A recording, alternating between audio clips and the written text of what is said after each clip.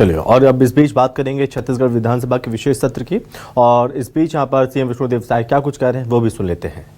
कहे कि ये विषय ही महिला सशक्तिकरण से था, और वैसे तो हमारे देश में और प्रदेश में नारियों का सम्मान शुरू से ही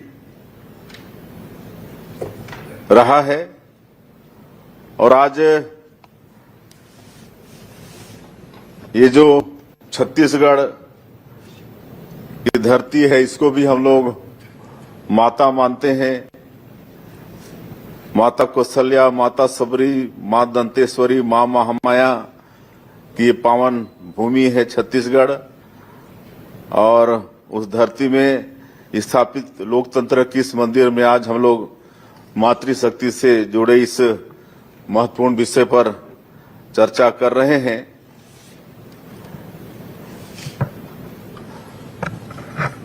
और हम लोग महिलाओं को शक्ति का स्वरूप मानते हैं, और शक्ति की पूजा मातृ रूप में होती है। नवरात्रि में उनकी पूजा हम लोग करते हैं, और पुराणों में भी उद्घोष किया गया है कि या देवी सर्वभूतेषु मातृरूपेण संस्थिता नमस्तस्यै नमस्तस्यै नमस्तस्यै नमो नमः।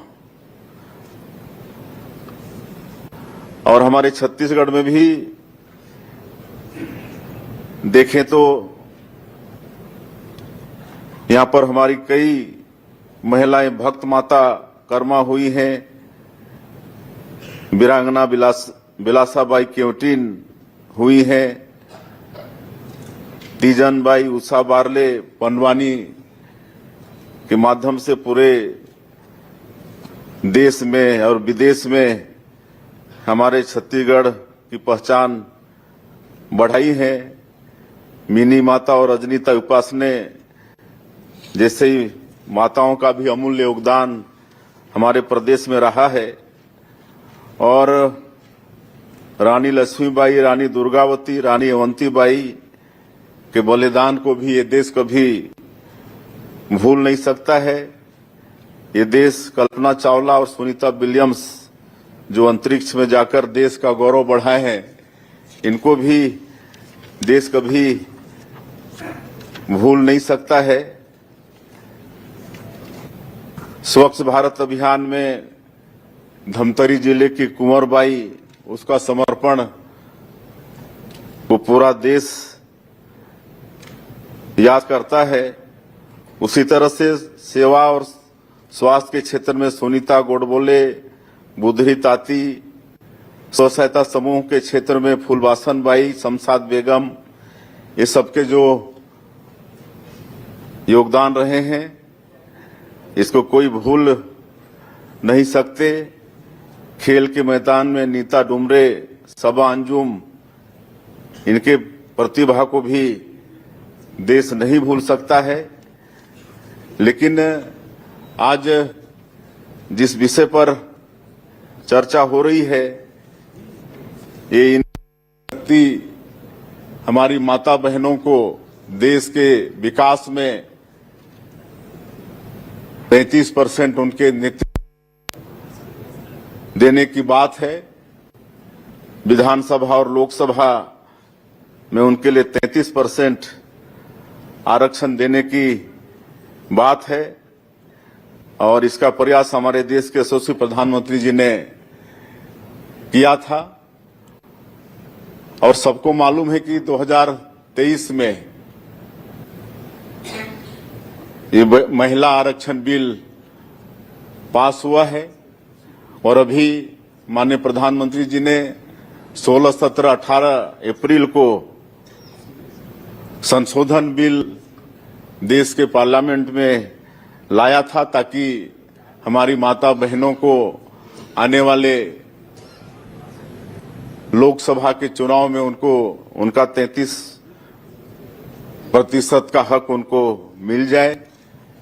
लेकिन विपक्ष ने इस संशोधन बिल को पास नहीं होने दिया, और सबको मालूम है कि पूरे देश की हमारी माता बहनों को एक बहुत बड़ी उम्मीद थी, तरह तरह से खुशियां भी मना रहे थे। इस विशेष सत्र में ये संशोधन बिल पास हो जाएगा और आने वाले 29 के चुनाव से ही विधानसभा लोकसभा के चुनाव में उनको 33% आरक्षण मिल जाएगा। और विपक्ष ने परिसीमन को लेकर, जनगणना को लेकर इस संशोधन बिल का विरोध किया, जो समझ से परे है।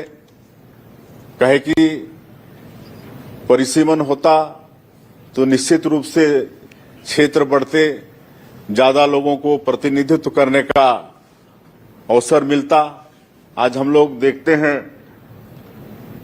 लोकसभा में, विधानसभा में कितने बड़े बड़े क्षेत्र होते हैं।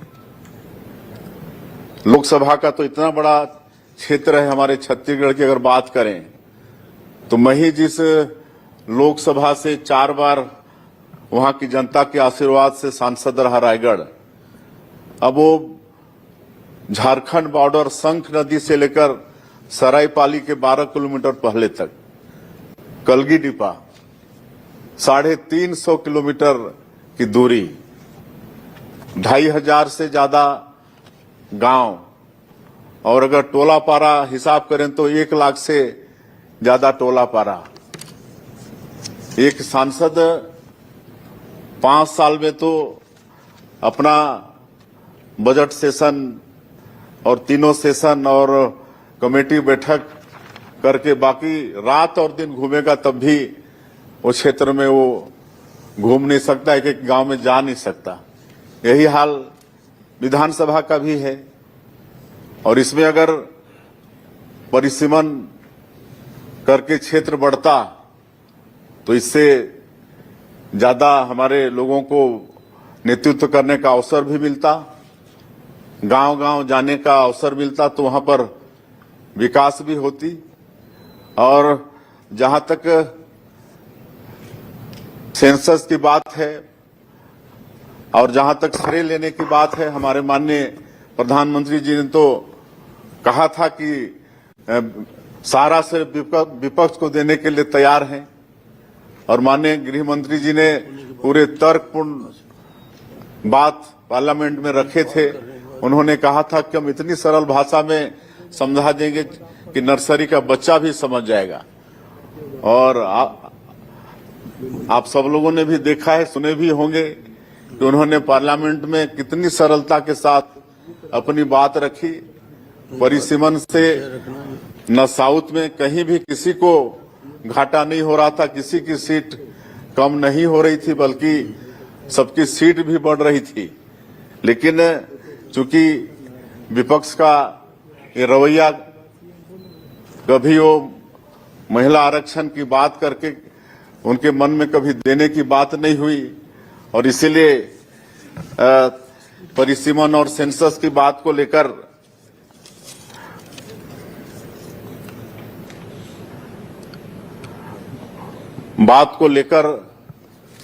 इस विधेयक का विरोध किए हैं, जो कि ठीक नहीं है। और इसके लिए इस प्रदेश की जनता कभी आप लोगों को माफ करने वाली नहीं है।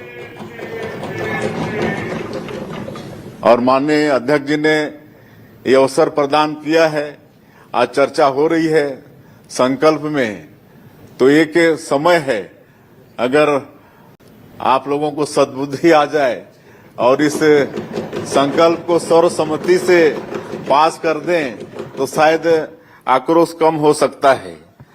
और जहां तक नारी सम्मान की बात करें भाजपा और कांग्रेस में, तो हम ये कह सकते हैं कि 1 दशक, आज करीब 12 साल हमारे माननीय नरेंद्र मोदी जी को प्रधानमंत्री बने हुए हैं। और 1 दशक में हम कह सकते हैं कि जितना उन्होंने नारियों का सम्मान किया है, उतना आप लोग 6 दशक इस देश में शासन करके भी नहीं कर पाए हैं। एक तो सबसे बड़ी बात कि उन्होंने देश का जो सर्वोच्च पद होता है महामहिम राष्ट्रपति का, उसमें एक जनजातीय समाज की एक हमारी बहन द्रौपदी मुर्मू को राष्ट्रपति के पद पर विराजमान करके जनजातीय समाज और पूरे नारी समाज का उन्होंने सम्मान बढ़ाया है। और ये एक दशक में माननीय प्रधानमंत्री जी के जितने भी फ्लैगशिप स्कीम है उसका अगर लाभ देखा जाए तो सर्वाधिक लाभ देश की मातृ शक्ति को मिला है। चाहे वो कितनी पीड़ा होती थी पहले, जब गांव में गरीबों के शौचालय नहीं होते थे तो हमारी माता बहनों को खुले में शौच जाना पड़ता था। कई बार तो ऐसा होता था, जनप्रतिनिधि के नाते आप लोग भी अनुभव करते होंगे कि शाम को अगर किसी गांव में चले गए और बरसात के दिनों में विशेषकर, उस समय सब जगह खेती होता था, कहीं उनके लिए शौच का जगह नहीं होता था, तो गांव के एंट्रेंस में ही रोड के किनारे 10-10, 20-20 महिलाएं लोटा और बाल्टी लेके वहां पर बैठे हुए मिलती, उनकी मजबूरी होती थी, काहे कि उसके अलावा कोई उनके लिए रास्ता नहीं होता था। तो इसकी भी परवाह अगर किसी ने इस देश में की तो हमारे देश के यशस्वी प्रधानमंत्री आदरणीय नरेंद्र मोदी जी ने। और आज कई प्रदेश में शौचालय का नाम इज्जत घर रखा गया है और इसमें हमारी माता बहनों का इज्जत बढ़ाने का काम हमारे माननीय प्रधानमंत्री जी ने किया है। उसी तरह से लकड़ी चूल्हा जलाने से, धुआं से हमारी माता बहनों की आंखें खराब होती थी, कई तरह की बीमारी उनको लग जाती थी, तो उनको भी प्रधानमंत्री उज्ज्वला योजना के माध्यम से गैस का सिलेंडर और चूल्हा देने का काम किसी ने इस देश में शुरू किया, तो भी हमारे देश के यशस्वी प्रधानमंत्री जी ने किया।